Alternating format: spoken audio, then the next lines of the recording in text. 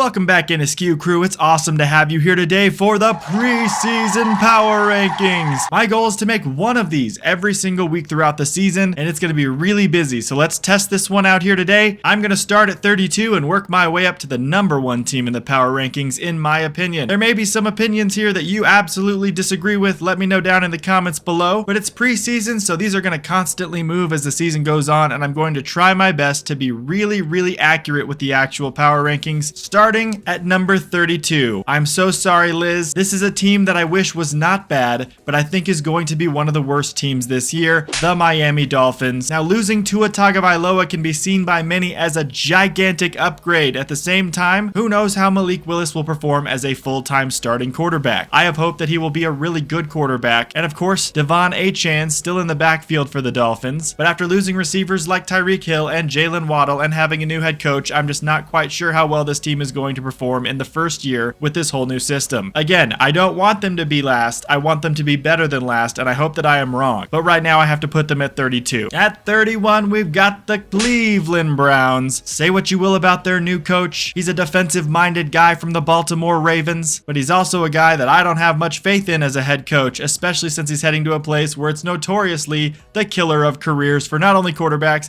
but also for coaches. I guess coaches get a little bit more of a break in that situation, but quarterbacks, it's definitely a career killer. But when your top quarterback options right now are Shedeur Sanders, who has not yet proven a single thing at the NFL level, and Deshaun Watson, who's too busy focusing on getting massages than playing NFL football, and now if he is focused on playing NFL football, we all saw how that went last time he tried with the Browns, and it was not pretty. It just leads me to believe that the Browns are going to again be the Browns and be one of the worst teams in the league this year. That's why I have them at 31. Browns fans, I feel for you as a Cardinals fan. We are franchises that have been mired in usually being bad. One day, my hope is that your team breaks out of this hellhole that is being the bottom of the barrel in the NFL. Jared Verse, I think, may actually long-term end up being a better move than keeping Myles Garrett for the Browns. In my opinion, Jared Verse is a much more stable option who's a really good player who you can build your defense around even further, and he's going to cause much less drama in the locker room and much less controversy. I'm so sorry you guys lost Myles Garrett. That's another reason why you're so far down on the list right now, but I think long-term, Jared Verse might be a big win for you. So don't sleep on that guy. Also, Quinshon Judkins is an absolute beast in the backfield. Great fantasy pickup as long as he stays healthy. The Browns have potential, but right now I couldn't put them anywhere other than 31. At number 30, we have the New York Jets. The New York Jets in the first round of the 2026 draft took David Bailey from Texas Tech. Get your guns up, man. I think that dude is going to be one of the league's best pass rushers. Who knows if it'll be this season or if it'll happen later on. There is no stopping this guy's level of talent. This dude is going to make waves no matter where he is, and the Jets got a good one on this draft pick. You still got Garrett Wilson at wide receiver. You still got Breece Hall at running back as long as he can stay healthy. Stay healthy, Breece. Stay healthy. The big question mark always ends up coming down to the quarterback play for the New York Jets. A team that for a while there had a pretty good defense, especially when Aaron Rodgers was playing for them, and you thought maybe they'd be a really good team, and then Aaron Rodgers and the offense couldn't get anything going. The Jets found ways to lose. We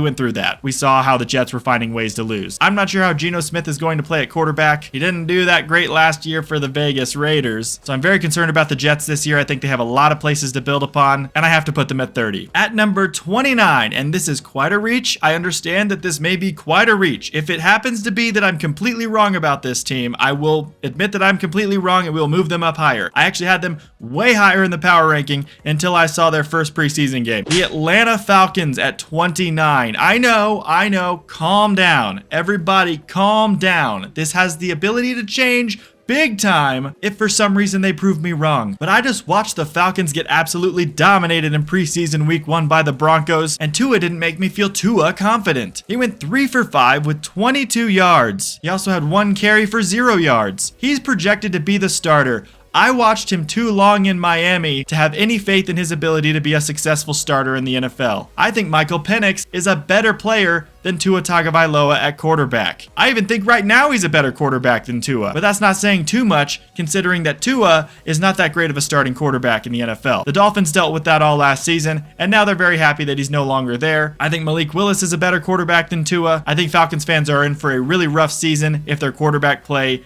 is as bad as we saw in preseason week 1. It's just the preseason, I know, but if that's the quarterback play we're getting this season from Atlanta, Atlanta's going to be a basement dweller. At number 28, we got the Tennessee Titans rocking that blue up in Nashville.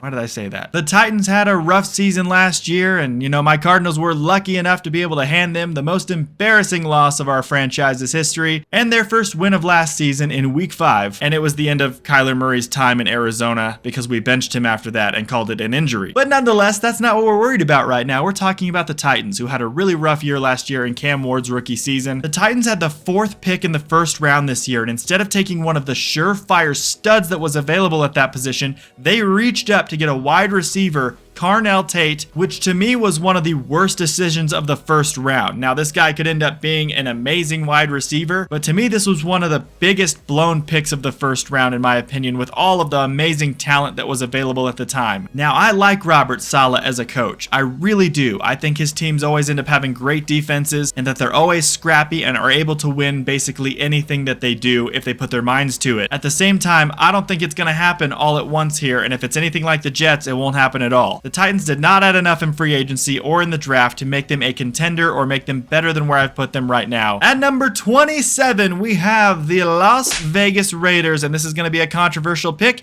considering that Kirk Cousins and the first team drove down the field and absolutely bent over my Cardinals first team defense in preseason week 1. But a quick caveat on that one is that it was the Cardinals first team defense, not the Broncos or the Texans or any of those good defenses out there. The Cardinals defense is probably going to be bottom 5 in all of the defenses this year. So we'll actually have to see how Kirk Cousins does when he's taking on an actual really good defense. The first throw of the entire game for him in the preseason should have been intercepted. If there was a better defender on that pass, it would have been intercepted or broken up, but somehow that pass got caught. I have no clue how that pass got caught. It was a terrible decision by Kirk Cousins. If the Raiders do well, they'll fly up the power rankings, and we'll start wondering if Mendoza will play at all this year. But if they start out really badly, the questions about Fernando Mendoza and when he's going to start are going to start flaring up this season. And for me personally, I saw flashes of good play by Fernando Mendoza, good zip on the balls he was throwing all day long, but I also saw hesitancy. He was holding onto the ball way too long, and he looked like a definite rookie out there. Because of that, I'm not sure he's going to be ready this season to hop out on the NFL field. Maybe halfway through the season he could try a couple games, maybe against some weaker opponents,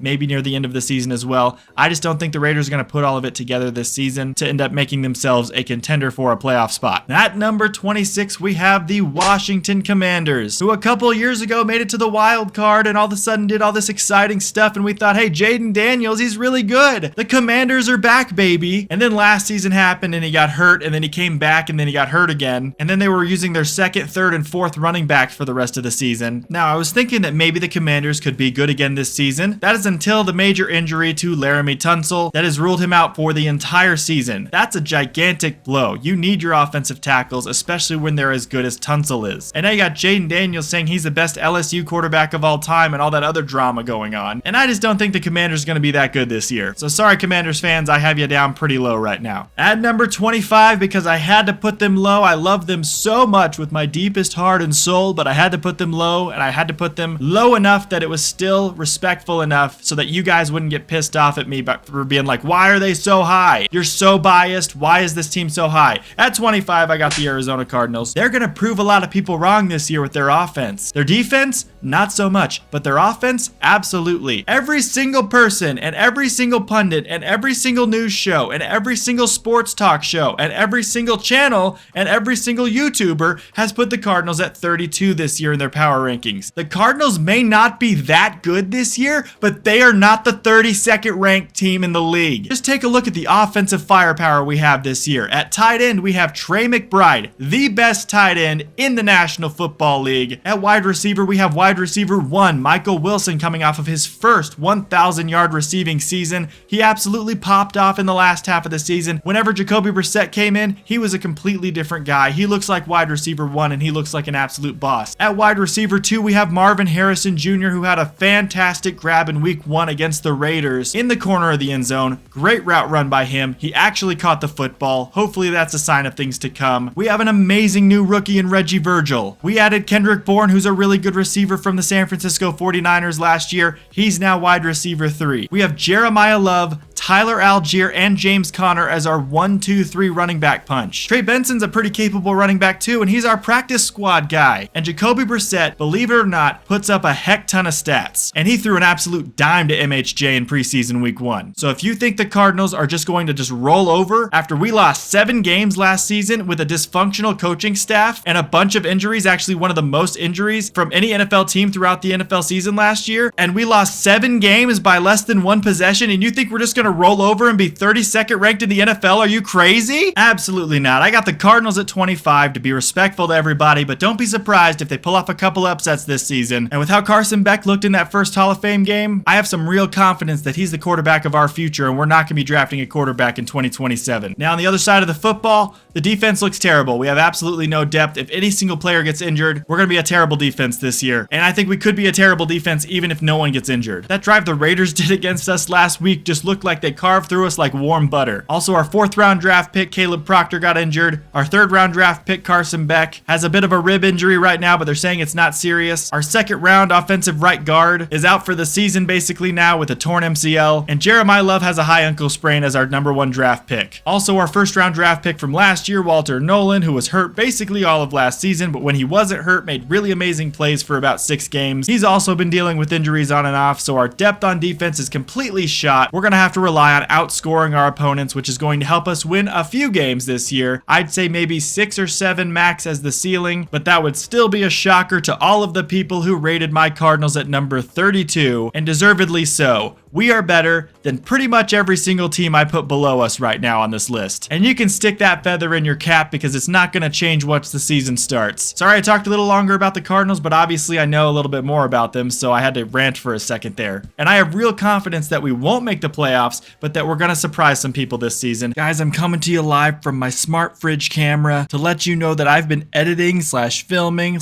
/ working on this video for going on 3 days now and probably about 8 straight hours. I need to figure out a way to get these power rankings videos to be shorter and more compact and compressed in the future, because I'm not going to have time in the regular season with all the videos we're going to be uploading to be able to do this where I'm editing a power rankings video for 3 straight days. So for the rest of the video, I apologize. I'm not going to be able to insert all the fun pictures and all that other stuff. I'm just getting fully burnt out by this video, and I need to get it up as soon as possible so that I can stop thinking about it. I had a dream about power rankings last night. It's just been a really long video, and I need to make the videos less long in the future for the power rankings and get just very concise, very brief. This is where I think this team is, this is where I think this team is, and this is where I think this team is kind of videos, and get those suckers out. And then we can debate all the extra stuff in the comments down below. But for the rest of the video, it's going to be not quite as edited as the first 12 minutes of the video. I apologize about that, but I thank you so much for watching, and it still has all my analysis and all that good stuff edited and cut down really well. It just won't have the fun player pictures popping up like that, like I wanted to do to make it seem fully professional, because I don't have another 2 to 3 hours to commit to that, because it does take a heck of a long time, and we have 30 minutes left in this video, so let's get back to it. Thanks, guys. At number 24, we have the New Orleans Saints. Who knows how Tyler Shuck is going to be at QB for his entire first full season at starting quarterback, but after the Saints decided Rattler was not the answer at quarterback last year, Shuck came in and actually did some impressive things. They have dynamic wide receiving playmaker Chris Olave, and they just signed Travis Etienne Jr. from the Jaguars in the offseason. When your second running back on the roster is Alvin Kamara, you're doing something right. He may be on the end of his career, but that dude can still play as well. Also, don't sleep on Devon Vele in deeper fantasy leagues this year. I've really liked him ever since his time with the Broncos. I think he's a very good wide receiver who doesn't get enough credit for how good he is. The Saints defense with Cameron Jordan leading the way is always a problem for every team they face, and that'll be no different this year. And in a division that is basically winnable by any of those teams right now, the Saints could very well win the division. And again, this is one of those teams that could easily, with how their power is in the division, could jump way up in my power rankings very quickly if they come out hot to start the season. Right now, I'm putting them here, but basically from here through the next 10 or so picks, it's all kind of up in the air at the moment. We'll have to figure out when the season starts. That's the problem with preseason power rankings, but that's where I've got the Saints right now. At number 23, we got those big, bad New York Giants. We let people who beat their wives and abuse drugs play football all the time in the league, so why not have a Republican or a Democrat play in the league? I don't care what your political affiliation is, but when it comes down to brass tacks, I think that this team does have some potential, but I also have not seen enough of them yet, basically because they've all been injured, to see if that potential can gel and turn into something really great. We saw some great things out of Jackson Dart and Cam Scadaboo last year. When they were a dynamic, healthy duo, they were doing some great things offensively. If Malik Neighbors can have a completely fully healthy season with Jackson Dart and Cam Scatterbo also having completely fully healthy seasons, which is a big gigantic if, the Giants could be one of those teams that sneaks into a wild card spot this year. That's right, everybody above the Cardinals in my power rankings this year has a potential to make a playoff spot. That's how cool the NFL is this year. John Harbaugh is a really great coach, and he is the new head coach of the Giants. He's been a coach for the Ravens for so long, I have no idea if he's going to find success with another team. Over the last few seasons, the Ravens have been struggling, and there were a lot of games where they made boneheaded decisions and went for two in games where they should have just kicked the extra point, and then they kept losing all of those games they were going for two. Ravens fans can feel that, so I'm not fully sure how this offense is going to look, how this team is going to look in general. I got the Giants at 23. Right after them, we got them boys at 22. I know Cowboys fans are going to be really pissed off, but I got the Cowboys at 22 right now. The Cowboys need to earn a higher spot before I'm going to give them a higher spot. I did put them above the Giants to make you guys happy, but you guys need to play better this season. You have CeeDee Lamb at wide receiver 1 and George Pickens as wide receiver 2. That right there is a dynamic all-star duo of 2 wide receivers. How your offense didn't play better last year, I have no clue. You had some good games, you had some bad games. You almost lost to Russell Wilson and the Giants last year.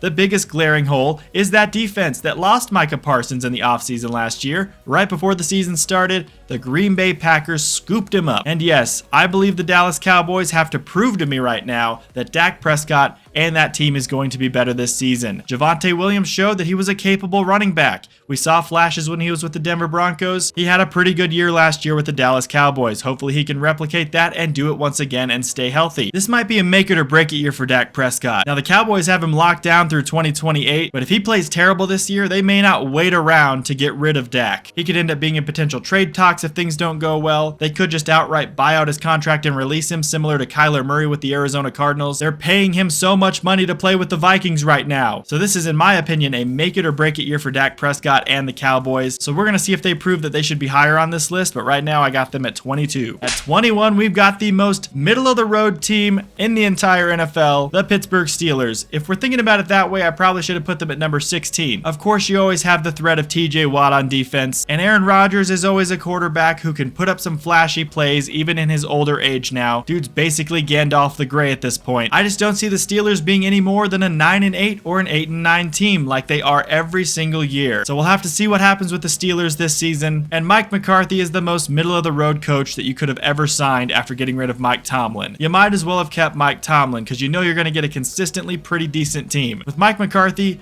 you're going to get probably the exact same thing, but that doesn't get you higher than where I've put you in this power rankings. And I promise you I'm only still a little bit salty from the 2008 Super Bowl. At number 20, we have the Cincinnati Bengals. I don't know what to expect from the Cincinnati Bengals. I put them at 20 because I do not think they are one of the top half of the teams in the league. The truth is that Joe Burrow is an amazing quarterback. I don't know if that guy's going to be playing football within the next 2 to 3 seasons though, if he keeps getting hit the way he did already in preseason week 1. Look, the dude is getting absolutely bullied back there, but I don't put it entirely on his offensive line. Yes, his offensive line has not been great for him throughout his career, but he also holds onto the ball till the last second and always tries to make the heroic play for his team. Sometimes you just need to be smart and throw the ball away or throw it into the dirt, and sometimes I feel like Joe Burrow just doesn't do that. You've got a great running back on that team. You've got Jamar Chase, you've got T. Higgins. On paper, this team should be pretty good offensively. The Bengals defense was another defense last year that had a really rough time with things, and I don't really see that changing much this season. I love the Bengals uniforms though, so there's that at least. Bengals are at 20. Let's move on to the next team. Now this could be a controversial pick, but at number 19, I have the Tampa Bay Buccaneers. Let me explain. I understand that this team many people think is actually better than where I've put them in the power rankings right now, but I truly do think that the Tampa Bay Buccaneers are not going to be good this season at all. Last year, they were basically supposed to walk their way into the playoffs. It was supposed to be a cakewalk. Ever since his time in Tampa Bay, I've been one of the biggest Baker Mayfield fans. I want that guy to succeed. I want him to be one of the top NFL quarterbacks, and he's put up some pretty decent stats. But now we got all this drama around the Buccaneers, and Vita Vea wants out. Baker Mayfield's in a contract dispute with his team. He was apparently offered offered 2 years, $50 million each per year, and he said no to that? Look here, Baker. Your team was supposed to make the playoffs easily last season, and instead, you lost like 6 of your last 7 games, you played like garbage for the last half of the season, and you ended up missing the playoffs because of your poor performance as a team. You do not have the leverage right now after crapping the bed last season to come out and be like, no, I deserve more than $100 million and I want to be here longer than 2 seasons. You have 1 more year on your contract right now and you could have added 2 more, but now you may not get another year at all if your team goes out and performs poorly this season. You lost Mike Evans to the 49ers, so now you've got Egbuka, who's a great receiver, and then you got an aging Chris Godwin. Bucky Irving's an absolute beast, and I think Sean Tucker is an underrated running back who could be a backup or a starter on some of the bad teams in the NFL. But given all of their losses, given how they performed at the end of last season, and given the offensive linemen having contract disputes right now with the team, there's a lot of issues going on with the Buccaneers team right now, and I can't put them higher than 19 at the moment, and I do not think they're going to make the playoffs. I think they will be worse than last season. At number 18, we got the most unimpressive, unimpressive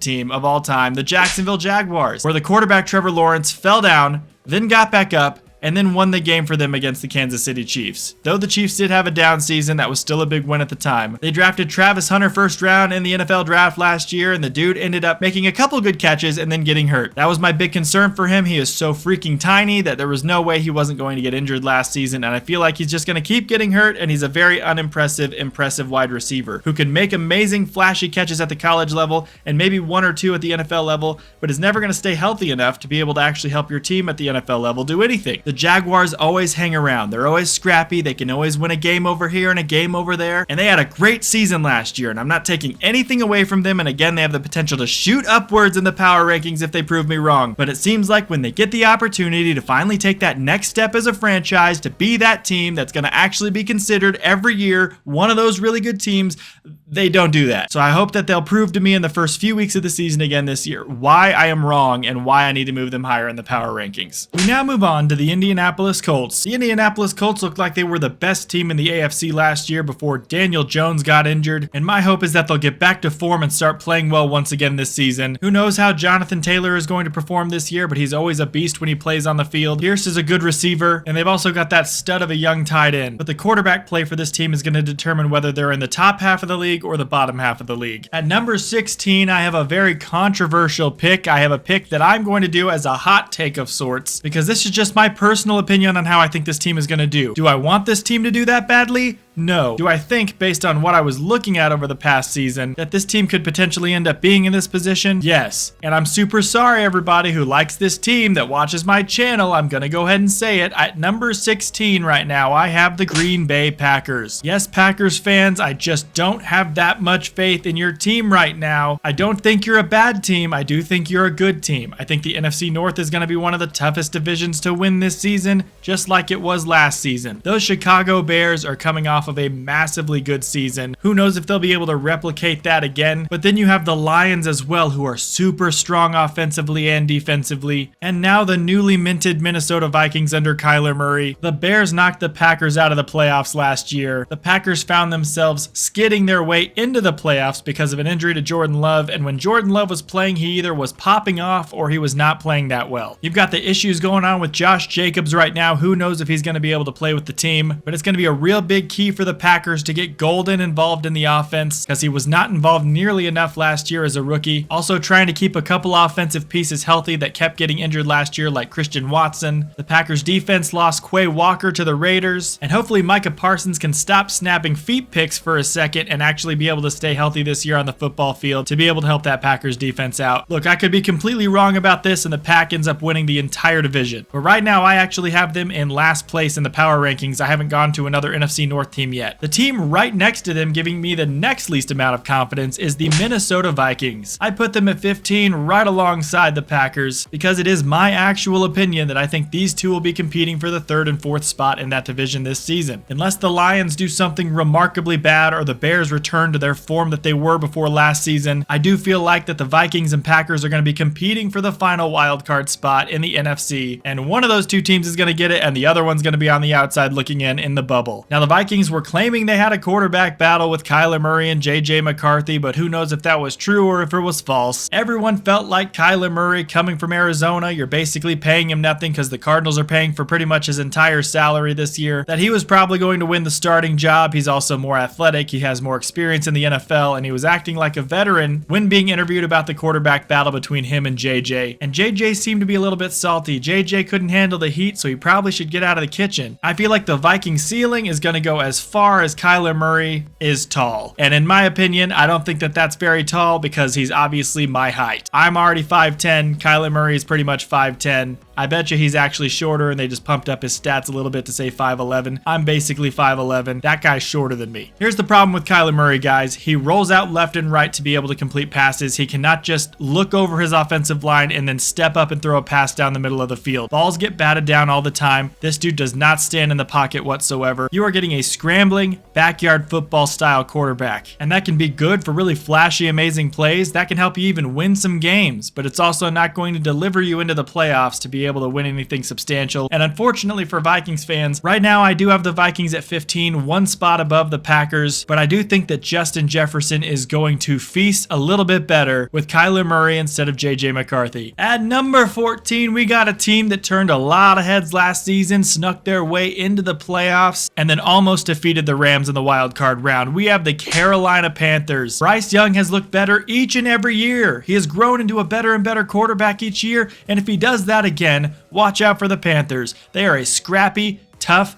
difficult team to deal with. That defense does not play around either. They're able to hang with any team they play with, and they're in the weakest division in football right now. I think the Buccaneers are going to struggle this season. I think the Falcons are going to struggle this season. And I think it's going to be a battle between the Saints and the Panthers who takes this division. But really, that division's up for grabs. If you get 8 or 9 wins, that's probably your division. So I put the Panthers as the favorite again this year if they can keep that momentum going from last season. You got Teteroa McMillan, who's coming into his second season. Hopefully he'll continue to thrive in that offense, continue to make great grabs, and be a good route runner. But those Panthers are scrappy, man, and I got them at the nice 14 spot. Not a bad spot at all to start the year, guys. At number 13, we got a team that had the best defense by a couple plays, just over the Broncos, the Houston Texans. They have the best defense in all of football, right there with the Denver Broncos, as I just stated. It took until the literal last play of the season almost for them to dethrone the Broncos as the best total defense last year, but still they took that throne, and boy did they make the Chargers' life difficult in the playoffs. Honestly, if the defense could win a Super Bowl all by themselves with 0 points being scored by the offense, the Texans would have been the Super Bowl champion last year. The problem is that CJ Stroud threw like 14 interceptions against the Patriots, and they got absolutely pummeled by the team that would eventually end up going to the Super Bowl in New England. I have a lot of faith in that defense, and I just don't have very much faith in that offense. CJ Stroud's got a show me kind of year coming up, and it'll be interesting to see if he can actually put up or shut up. He's got great targets in the receiver room. He's got a great running back there in the backfield with Montgomery signing to the team, and it's time to put up or shut up. I don't know how else to say it. Get your crap together, get it all in a ball, and get it together, Texans. Let's go. At number 12, we have, in my opinion, the most boring team in the NFL. And I hate to say this, Philly fans, but it's the Eagles. The way that the Eagles won games last year was just so boring and lackluster. Their defense would keep them in the game all game long. Anytime there's a 3rd and 1 or a 4th and 1, you better believe there's about to be a tush push happening. And this team kept winning on last-second field goals in low-scoring games. Except for that blocked field goal kick that was returned for a touchdown to end the game, that was pretty awesome. Look, the Eagles just lost A.J. Brown. He went over to the New England Patriots. He was being a bit of a locker room cancer, though, so I think that might help the team out and make Jalen Hurts a happier camper. Now Devontae Smith is wide receiver 1, and he's primed for more targets. So keep your eye out for him in fantasy as long as he can stay healthy. Saquon Barkley is always going to feast, and he is one of the top running backs in the league. Easily a top 3 running back, and this defense is nothing to sneeze at either, with one of the only white corners in the league in Cooper DeJean. I think the Eagles will be good this year again. I think they're the favorites to win that division that they're in. Let's just hope that they're a little more exciting to watch this time around. At number 11, we have the defending AFC champion New England Patriots, and yes, they are down at 11. I'm sorry, Patriots fans, I put them way down there because there are a few things we need to talk about. I'm one of those people who agrees the Patriots strength of schedule last season was one of the easiest cupcake schedules I've ever seen in my entire life. But I do think you guys have a potential even in the first couple of weeks to pop your way into the top 10 if you decide to win a couple games. Your defense is so good. I had your defense on my fantasy team last year at the end of the season. They were so good, forcing turnovers, getting touchdowns. Problem is, when Drake May faces a great defense, he did not do well last season. We're going to have to see how the Patriots perform with a tougher schedule to really see if they'll be able to put up some numbers. AJ Brown, as I just stated from the Eagles portion of the video, is now on this team. We'll see if he can elevate them. They did lose Stephon Diggs, who made a couple good catches for them last season, but really not that many good catches. And all that drama's behind them with the whole Diggs stuff. Now you got drama with the Mike Vrabel stuff. It seems like it's not really going to affect the on-field product of the team, though. Look, Vrabel's a hell of a coach. He's a really good coach. I think the Patriots will end up in the top 10 at some point this season. I just need to see them do it against a tougher schedule. I have them at 11 right now. Breaking into the top 10, the very first top 10 team Askew crew is the Detroit Lions. I put them a little bit lower than some people might have expected, and that's because of one specific thing that I need to educate you Lions fans on. I'm an Arizona Cardinals fan, and we dealt with Drew Petzing for way too long as an offensive coordinator. There were so many times watching games that I wanted to get that human baby. I say that because his face looks like he is an adult who was a baby, but then grew to adult size, but his face still looks like a baby. So many times I wanted to just run up to him and be like, "What are you doing, man?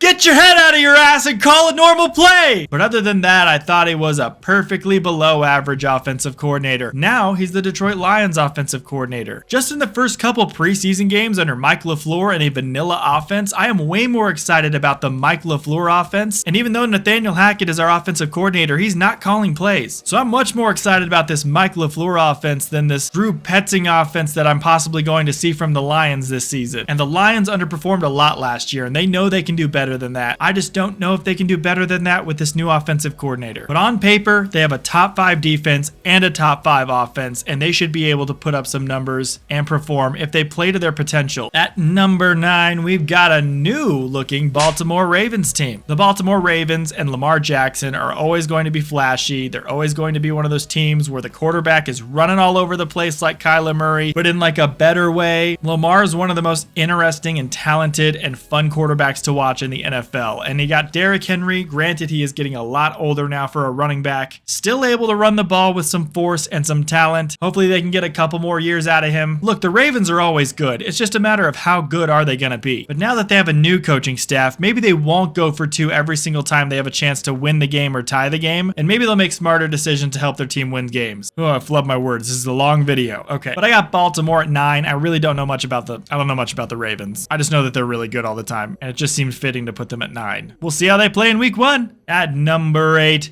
we have the Kansas City Chiefs, who are looking new and improved with Super Bowl champion running back Kenneth Walker III joining the team. This is an area where the Chiefs wanted to improve. Last year, they couldn't really seem to find an identity in multiple spots of their team, but mainly at running back. That is immediately solved as long as Walker stays healthy. He's one of the top running backs in the league. I think he's a beast of a runner. He runs powerful. Reminds me of a DeMarco Murray. You've got Patrick Mahomes. I mean, that's all I need to say. Patrick Mahomes is the best quarterback in the league. Absolutely insane athlete. Travis Kelce's getting older, but Gray, the tight end behind him, is a perfectly good replacement for him whenever he decides to hang up his cleats. Also, if Rashee Rice doesn't commit any more crimes, he's always a good receiver to be able to be reliable in that receiving core. And the defense, even though they're never that great on paper, always seems to show up and at least be an average defense each year. So it'll be interesting to see if the Chiefs improve from a terrible year last year and get back to that Mahomes era style of championship winning caliber football. At number 7, we have the Chicago Bears. Those Bears had one of the best seasons I've ever seen from them last season. Caleb Williams' completion percentage was somewhere around like 58% for the entire season, yet somehow this team kept finding out ways to win. They kept getting turnovers. They had so many turnovers. They also kept figuring out ways to win and get points off of those turnovers. Caleb Williams had that crazy backpedaling, then suddenly throwing a touchdown to tie the game to force overtime in a game they would eventually lose. In like a buzzer beater touchdown throw. I mean, that's the craziest play I've seen in a long time. And man, these Bears are riding a high. Caleb Williams is showing that he is a good quarterback and proving everyone, including me, wrong, who said that I didn't think he was going to be that good of a quarterback out of college. This guy's proving he is a pretty good quarterback. I'm putting them at 7 now. I'm giving them credit for what they did last season because they deserved it based on what I was seeing from them. And I feel like they can hopefully keep that up again. At number 6, we have the Los Angeles Chargers. This team is a team that is defined by how they play against their competition. They love playing great against the best teams in the league. They beat the Chiefs in week 1 last year on a cool sliding finish by Herbert, but they also then played terribly against some of the worst teams in the NFL, as they generally seem to do each year. And they need to start figuring out how to easily win the games that they should be winning. Otherwise, a team like my Cardinals may come in and just upset them out of nowhere in week 1 and completely shock them, because they're a team notorious for playing down to their competition. The phrase chargering it up is a thing because of the Chargers messing up wins that they should have won and then making them losses. Also, I'm a little bit concerned about the Chargers because Justin Herbert has been a little bit more interested in Madison Beer than actually playing football this season. So we'll see how he performs week 1 or if they're a little bit rusty out there on the field. Omarion Hampton, who was hurt most of his rookie season, will be returning, hopefully being better than he was last year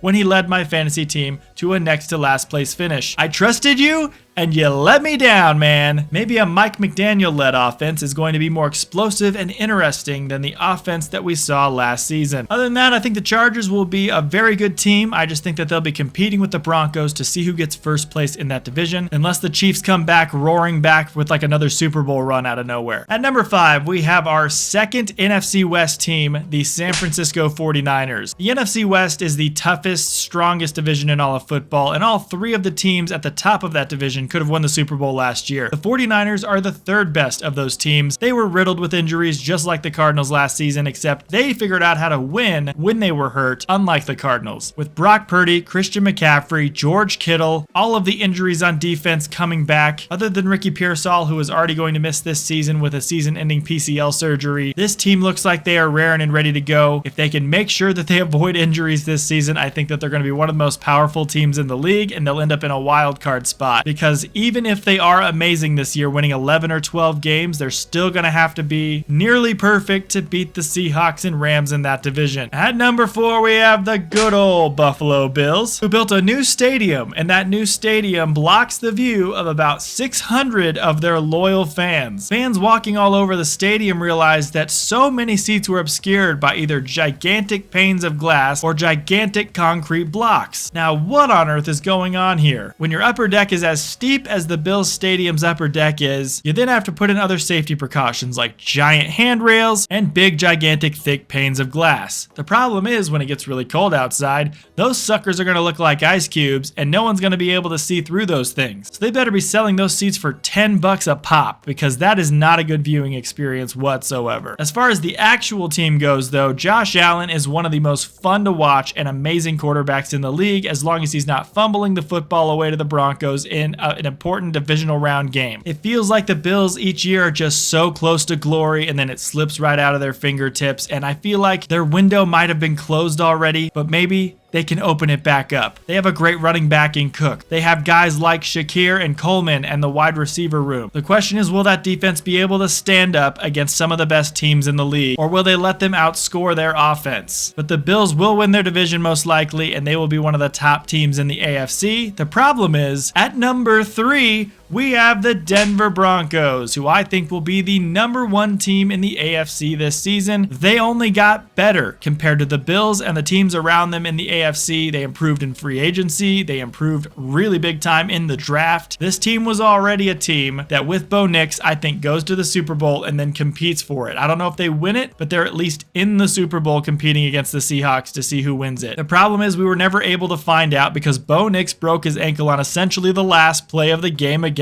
the Bills. It's just terrible, I tell you. Even with all that, the Broncos and their defense almost still won the game against the Patriots to make it to the Super Bowl with Jarrett freaking Stidham. Could you imagine a Super Bowl of Sam Darnold versus Jarrett Stidham? The Broncos have one of the top 2 defenses in the entire NFL, and that's only going to continue this next season. They have Cortland Sutton. They just added Jalen Waddle to that receiver room to give Bo Nix another target. Bo Nix always looks like he's pretty decent if he can get that accuracy down, because we don't want to see any more Bo overthrows or throws. We want to see some crap. That was a great throw right to the receiver. Also in the running game, Coleman, the rookie running back, looks like already that he's going to be an absolute beast in the backfield, and that bolsters an already pretty good looking running back room. This team is going to be something tough to deal with all year unless they blow it, and Sean Payton, I think, is one of the best coaches in the NFL. So I have the Broncos at number 3. Number 2, the Seattle Seahawks, the defending Super Bowl champion Seattle Seahawks, who I would have had at number 1 because they totally deserve it. They won the Super Bowl last year, and they made sure that the nasty, dirty LA Rams didn't get it instead. That's right, I went to Washington State, and Seattle Seahawks fans are some of the nicest people that I've ever met. As a Cardinals fan, I still find it really hard to hate the Seahawks. It was much easier back when they had Russell Wilson running all over us, but now I find it much easier to root for them. I like their head coach, I like the story of Sam Darnold, and they're really freaking good and fun to watch. This team's going to do the exact same thing that they did last year, this season, and destroy teams that they play through good, efficient, smart football. The question is, will they be able to beat the next team, the team that is holding the throne at number 1, the Los Angeles Rams. The Los Angeles Rams, who made the biggest splashes in the free agent market this year, grabbing Myles Garrett from the Browns for Jared Verse in a trade. That's not the free agent market, that's just a trade. I'm tired. And now rumors speculating that maybe Aaron Donald will come out of retirement. He literally flew his plane out to LA and had a tryout and a workout with them. And then the coach, Sean McVay, was like, well, that's the best tryout I've ever seen.